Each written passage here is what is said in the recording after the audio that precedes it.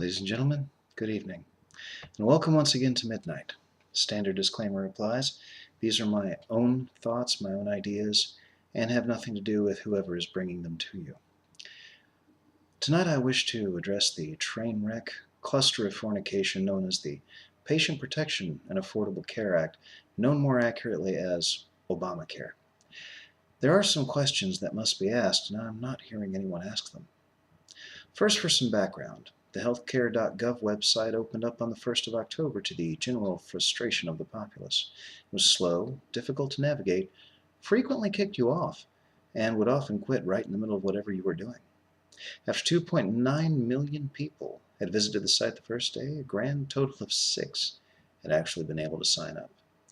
The problems didn't end with the website, though. Untold millions of people had been receiving policy cancellation letters from their employers informing them that their plans were no longer available because they didn't comply with Obamacare. Those who could get some kind of mileage out of the website found out that the available plans were prohibitively expensive. The kicker is that the president repeatedly promised the people, if you like your plan, you can keep it. If you like your doctor, you can keep him. There were no conditions, qualifiers, or riders attached to this pronouncement. Its meaning was obvious, forceful, unambiguous, and meant to be taken seriously. Now people all around me have the nerve to be surprised at Obamacare's failure. They can't believe that the website sucks. They were taken by surprise when their insurance companies canceled their policies with which they had been perfectly satisfied. They are flabbergasted when the plans in the Obamacare exchanges are going to cost more than what they pay in rent, more money than they can earn, certainly, and the deductibles number in the tens of thousands of dollars. My question is this: why is everybody acting so surprised? Why do they think this is so unexpected? How can you expect me to believe you didn't know this was coming? You were warned repeatedly that this would not work. Conservative authors and pundits alike tried ringing the alarms on Obamacare, and you all scoffed at them. You laughed at death panels, but kept a straight face when Kathleen Sebelius tried to deny a 10-year-old girl a lung transplant, even as you fantasized about Republicans pushing grandma off a cliff. How can you be surprised that the president, with all due respect to his office, was not forthcoming with his promises? When has he been truthful about anything he said?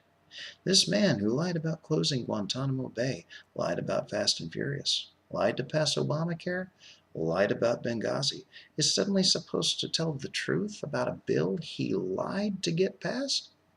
When he said you can keep your plan, he was lying.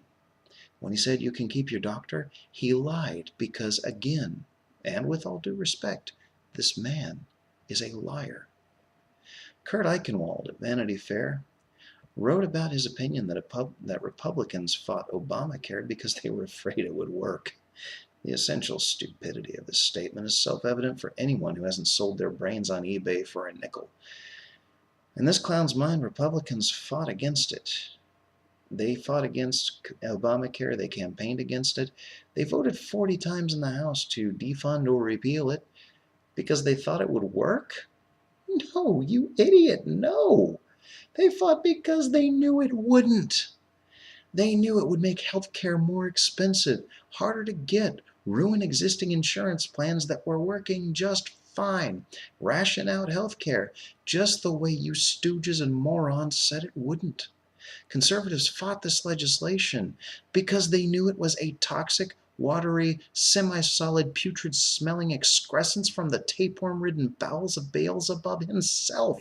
And they knew that if this turd were ever signed into law, our president would mount that malodorous mass between 2 slices of bread and present it to the citizens of this republic for a picnic lunch. Now we're stuck with a website that doesn't work, insurance we can't afford, providing coverage we don't need, and I ask you in all seriousness, why could you not have left well enough alone? The system we had its faults, but we didn't need you people charging in with your know-it-all pretensions, your antipathy toward the free market, and your contempt for human life to fix it for us. You idiots are like a mechanic who pours sugar in my gas tank when all I need is an oil change. So why did you have to have someone ghostwrite a bill no one understands, pass something none of you read, to bring this destruction to all of us but not to you, since you know you jerks can keep your insurance? Because no one in their right mind would have gone for Obamacare or any leftist program if you told the truth about them. If this disingenuously named bill had been called the Financial Rape and Obscenely and Unnecessarily Expensive Care Act, President Obama would rightly have been laughed out of Washington. No one would vote for the "we're going to tear your money out through your anus" act. And so the only way to make people sign up for plans they don't need and can't afford was to make it illegal to do anything else. But it's a funny thing about lies. After a certain point, they become self-evident. Joseph Goebbels once observed that a lie can only survive as long as the government can protect you from the military, financial, and social consequences of that lie. You can't hide truth forever, and now it's obvious even to those who were snorting the Kool-Aid powder. Obamacare is crap. The conservatives were right. We need to jettison this cluster of fornication before we waste another dime trying to make this pig fly. My name is Lane Russell, and you've been watching Midnight.